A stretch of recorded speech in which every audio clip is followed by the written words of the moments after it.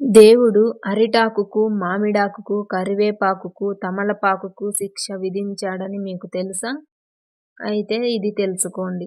మామిడాకు ప్రతి శుభకార్యంలోనూ నేను తప్పకసరిగా ఉండాలి. అసలు నేను లేనిది ఏ శుభకార్యం జరగదు అని గర్వంగా పలుకుతుంది. అది విన్న దేవుడు చిన్నగా నవ్వి తలుపు గుమ్మానికి తలకిందులుగా వేలాడే శిక్ష విధించాడు. ఇకపోతే కరివేపాకు, నేను లేకపోతే వంటలలో రుచి అనేదే ఉండదు కాబట్టి నేనే గొప్ప ఆకును అని పలికింది. అది విన్న దేవుడు తినేటప్పుడు కరివేపాకును వేరి పారేసే ఆలోచనను మనిషికి కలిగించాడు. ఇదంతా విన్న అరిటాకు మనుషులు భోజనం చేయటానికి తప్పకుండా నన్ను వాడతారు. అందుకే నేను చాలా గొప్ప ఆకును అని గర్వంగా పలుకుతుంది. ఇది విన్న దేవుడు ఆలోచించాడు. అరటి ఆకులో తిన్నాక ఆ అరటి ఆకు బ్రతుకుని చెత్త కుప్పలో పడేటట్లు చేశాడు.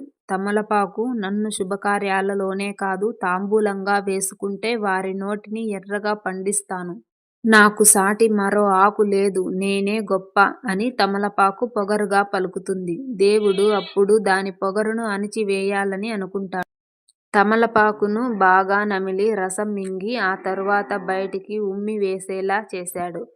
చివరికి తులసి ఆకు, నన్ను కూడా దేవుడి పూజలో వాడతారు కానీ నా చివరి క్షణాలు దేవుడి నిర్ణయం మీదనే వినయంగా భక్తితో పలుకుతుంది. విన్న దేవుడు ఎంతో సంతోషించాడు. తన మెడలో తులసి మాల హారంగా, తన పాదాల చెంత తులసి దళాలను, భక్తులు సేవించే తీర్థంలో తులసి ఆకులు ఉండేటట్లు పవిత్ర జీవితం ప్రసాదించాడు. నేనే, నా వల్లే, నేనే గొప్ప అని అనుకునేవారికి, అహంకారంతో విర్రవీగేవారికి మొదటిలో బాగానే ఉన్నా ఏదో ఒకరోజు పతనం చెందుతారు.